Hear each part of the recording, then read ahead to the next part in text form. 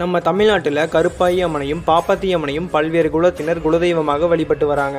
ராமநாதபுரம் மாவட்டம் மேல சிறுபோதுங்கிற ஊரில் சுமார் 200 ஆண்டுகளுக்கு முன்னாடி ஒரு தம்பதிக்கு 4 குழந்தைகள் பிறக்குது.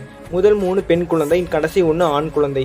தன்னுடைய மூத்த பொண்ணுக்கு கருப்பாயினும், 2வது மற்றும் 3வது பொண்ணுக்கு இருளாயி சிகப்பினும், கடைசி பையனுக்கு கருப்புனும் பேர் வச்சு சீரும் சிறப்புமாக வளர்த்தி வராங்க இந்த தம்பதிகள். அந்த காலகட்டத்தில் இவங்க வாழ்ந்து கொண்டிருக்கிற மேல சிறுபோதுங்கிற ஊரில் கொள்ளையர்களோட அச்சுறுத்தல் அதிகமாக இருந்தது. ஆடு, மாடு, நகை, பணம் மட்டும் இல்லாமல் குழந்தைகளையும் கடத்தி செல்லும் அளவுக்கு கொள்ளையர்களின் நட்டூழியம் அதிகமாக இருந்தது. ஒரு முறை வீட்டில் அப்பா அம்மா இல்லாத சமயம் மூத்த மகளான கருப்பாயி தன்னுடைய சகோதர சகோதரிகளை பார்த்துக்கிட்டு வீட்டில் இருக்காங்க. அப்போது யாரும் எதிர்பாராத விதமாக கொள்ளையர்கள் ஊருக்குள்ள நுழைஞ்சு கண்ணில் படுற பொருட்கள் எல்லாத்தையுமே எடுத்துக்கிட்டு குழந்தைகளையும் கடத்த முயற்சி செய்யறாங்க. அதை பார்த்த கருப்பாயி தன்னுடைய தம்பியான கருப்புவை அருகில் உள்ள உறவினர் வீட்டுக்கு போய் பத்திரமாக இருக்கும்படி சொல்லி அனுப்பிவிட்டு பெண்கள் மூவரும் வீட்டுக்குள்ள போய் கதவை சாத்திக்கிறாங்க. கொள்ளையர்கள் 3 பேரையுமே கடத்திட்டு போக கதவை உடைச்சு கொண்டிருக்க, அவ்வாறு நம்மை கடத்தி சென்றால் நம்மால நம்ம கூட பெருமை கெட்டு விடுங்கிற பயத்துல தன்னை தானே நெருப்பு வச்சு 3 சகோதரிகளும் சம்பவ இடத்திலேயே உயிர் விடுறாங்க. தன்னுடைய அக்காக்கள் இறந்து போன தகவல் தெரிஞ்சு வந்த கருப்புவும் அவங்க தாய் தந்தையும் வந்து பார்த்து கதறி அழுகுறாங்க. இவ்வாறு குலத்தின் பெருமைக்காக உயிர் விட்ட இந்த 3 வீர பெண்மணிகளை குலத்தை காக்கும் குலதெய்வமாக வழிபட்டு வராங்க. தன்னுடைய அக்காக்களுக்கு காவலாக கருப்பும் காவல் தெய்வமாக வழிபட்டு வராரு. இவங்களோட கோயிலானது மேல சிறுபோதுல ஒரே கருவறையில கருப்பாயி, இருளாயி, சிகப்பி என்ற 3 தெய்வங்களும், சற்று தள்ளி அவங்களுக்கு காவலாக கருப்புக்கு தனி சன்னதியும் அமைச்சு காலங்காலமாக வழிபட்டு வராங்க. இவ்வாறு ஒரு செவிவெளி கதையானது கருப்பாயி அம்மனுக்கு இருக்கு. அது மட்டும் இல்லாம பாப்பாத்தி அம்மனுக்கும் கருப்பாயி அம்மனுக்கும் மற்றொரு செவிவெளி கதையும் இருக்கு. அது என்னங்கிறத நாம இப்ப பார்க்கலாம். புதுக்கோட்டை மாவட்டம் இலுப்பூர் பக்கத்துல ஈஸ்வரன் கோவில்ல கோவில் விக்கிரகங்களுக்கு பூஜை செய்யும் குருக்கள் குலத்துல பாப்பாத்திங்கிற ஒரு பெண் குழந்தையும், காடுகளில் மரங்களை வெட்டும் குலத்துல கருப்பாயிங்கிற மற்றொரு பெண் குழந்தையும் பிறக்குது.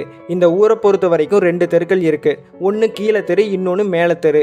கருப்பாயி குடும்பம் கீழே தெருவிலையும், பாப்பாத்தி குடும்பம் மேல தெருவிலையும் வாழ்ந்து வராங்க. பொதுமக்களிடையே போதிய படிப்பறிவும் பகுத்தறிவும் இல்லாத அன்றைய காலகட்டத்தில் சாதி என்பது தலைவிரித்தாடியது. மேல தெருவில் இருக்கிறவங்க உயர்ந்தவர்களாகவும், கீழே தெருவில் இருக்கிறவங்க சற்று தாழ்ந்தவர்களாகவும் கருதப்பட்டு வந்தாங்க. அதாவது மேல தெருவில் இருக்கிற ஆட்கள் கீழே தெரு ஆளுங்கிட்ட அன்னம் தண்ணி வாங்கி சாப்பிட மாட்டாங்க.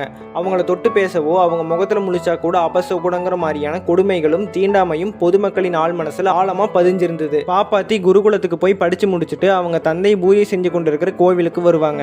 அதே சமயம் கருப்பாயி தன்னுடைய வீட்டில் இருக்கிற ஆடுகளை கோயிலுக்கு எதிரே இருக்கிற காட்டுக்கு மேய்ச்சலுக்கு கூட்டிட்டு வருவாங்க. அப்போது இருவருக்கும் நட்பு ஏற்படுது. பாப்பாத்தி தினமும் கோவிலுக்கு வந்து ஆடு மேய்ச்சி கொண்டிருக்கிற கருப்பாயி கூட சேர்ந்து விளையாடுவாங்க. பாப்பாத்தி கொண்டு வர சாப்பாடை கருப்பாயும், கருப்பாயி கொண்டு வர சாப்பாடை பாப்பாத்தியும் சாப்பிடுவாங்க. இவ்வாறு சாதினா என்னன்னு கூட தெரியாத 2 அப்பாவி குழந்தைகள் நட்புடன் பேசி பழகி சந்தோஷமாக வாழ்ந்து கொண்டிருக்கிற இனிமையான நாட்கள் போயிட்டு இருந்தது. கருப்பாயி, பாப்பாத்திங்கிற 2 குழந்தைகளும் பருவம் அடைஞ்சு பெரிய பெண்களாகிறாங்க. இருவரும் ஒரே ஆணை திருமணம் செஞ்சு கடைசி வரைக்கும் ஒன்னாவே இருக்கலாம்னெல்லாம் பேசி மகிழ்ந்து கொண்டிருக்கிறாங்க. ஒரு முறை பாப்பாத்தி கோவிலுக்குள்ள போய் தெய்வங்களை வழிபடுவதை பார்த்த கருப்பாயிக்கு தானும் கோவிலுக்கு போகணுங்கிற ஆசை ஏற்படுது. அதனால பாப்பாத்தி கருப்பாயை கோயிலுக்குள்ள கூட்டிட்டு போய் மூலவரையும் மற்ற எல்லா தெய்வங்களையும் வழிபட வைக்கிறாங்க. இதை பார்த்து ஆத்திரம் அடைஞ்ச ஊர் மக்கள், கோவில் குருக்கள் எல்லாருமே பாப்பாத்தியோட தந்தை கிட்ட வந்து சொல்ல, பாப்பாத்தியோட தந்தையோ அவங்களை கடுமையாக கண்டிச்சு இனிமேல் கருப்பாயி கூட பேசக்கூடாது, கருப்பாயை சந்திக்கவோ அவங்க கூட சேர்ந்து விளையாடவோ கூடாதுன்னு சொல்லி வீட்டுக்குள்ளேயே அடைச்சு வைக்கிறாங்க. கருப்பாயி வீட்லையும் பாப்பாத்தி கூட சேரக்கூடாதுன்னு சொல்லி அவங்கள கடுமையாக கண்டிக்கிறாங்க. ஒருவரை ஒருவர் சந்திச்சு பல நாட்கள் ஆகுது. இதனால கருப்பாயோட நினைவுகள் பாப்பாத்தியோட மனதை வாட்டியது. பாப்பாத்தி தன்னுடைய வீட்டில் இருந்து இரவு நேரத்தில் தப்பிச்சு வந்து கருப்பாயை பார்க்க அவங்க வீட்டுக்கு போறாங்க. அப்போது ஊரில் பல மாதங்களாக மழை பொழியாம வறட்சியால் விவசாயமும் காடுகளும் பாதிப்படையுது. இதனால போதிய வருமானம் இல்லாம பஞ்சத்தால வாடிய கருப்பாயி குடும்பம் ஊரை காலி பண்ணிட்டு வேற ஊருக்கு போயிட்டு இருக்கிறாங்க. கருப்பாயும் அவங்க குடும்பத்தை விட்டு தப்பிச்சு வந்து பாப்பாத்தியை பார்க்கறக்கு பாப்பாத்தி வீட்டுக்கு வராங்க. அப்போது 2 பேருமே ஒரு காட்டு பகுதியில் சந்திச்சுக்கிறாங்க. இருவரும் ஒருவரை ஒருவர் கட்டி அணைச்சு கண்ணீர் விட்டு அவங்க அன்பை வெளிப்படுத்திக்கிறாங்க. நள்ளிரவு நேரம் கருப்பாயி, பாப்பாத்தி என்ற 2 இளம்பெண்களும் வீட்டை விட்டு தப்பிச்சு வந்துடுறாங்க.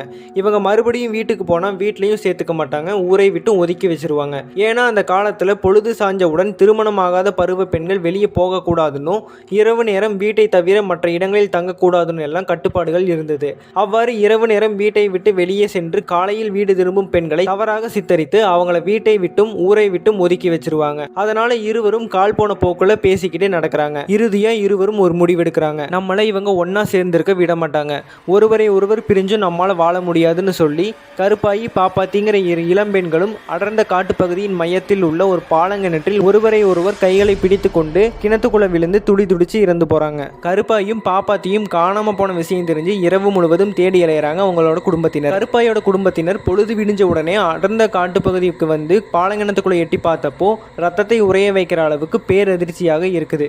கருப்பாயி பாப்பாத்தி என்ற 2 இளம்பெண்கள் ஒருவரை ஒருவர் கைகளை கோர்த்தவாறு இணை பிரியாம பாலங்கிணத்துக்குள்ள இறந்து மிதக்கிறத பார்த்து கதறி அழுகுறாங்க.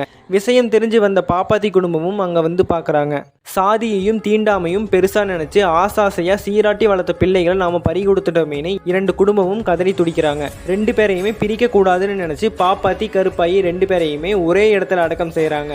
அவங்க இறந்து போன சில நாட்கள்லேயே மழை கொட்டுன்னு கொட்டி ஊரே செழிச்சு பசுமையாகுது. ஊர் விட்டு வேற ஊர் போன சனங்கள் எல்லாம் திரும்ப வராங்க.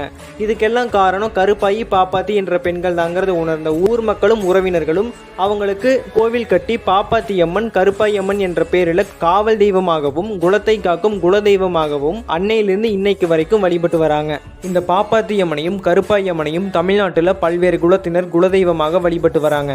அதனால ஒவ்வொரு குலத்திலும் பிறக்கும் பெண்களுக்கேற்ப பாப்பாத்தி அம்மன் கருப்பாயி அம்மன் கதையானது சிறிது மாறுபடும். கருப்பாயி அம்மன் பாப்பாத்தி அம்மன் பற்றிய இந்த வீடியோ உங்களுக்கு பிடிச்சிருந்தா இந்த வீடியோவை லைக் பண்ணுங்க, மற்றவங்களுக்கும் ஷேர் பண்ணுங்க. கருப்பாயி அம்மன் பாப்பாத்தி அம்மன் பற்றிய உங்களது சந்தேகங்களையும் கருத்துக்களையும் மறக்காம நம்ம கமெண்ட்ஸ்ல சொல்லுங்க. இது போன்ற தமிழ் கோவில்கள், தெய்வங்கள், வரலாறு, இதிகாசம் மற்றும் புராண கதைகள் சார்ந்த பல சுவாரஸ்யமான பதிவுகளை பார்க்க நம்ம ரிலாக்ஸ் வித் மீடியா யூடியூப் சேனலை மறக்காம சப்ஸ்கிரைப் பண்ணிக்கோங்க.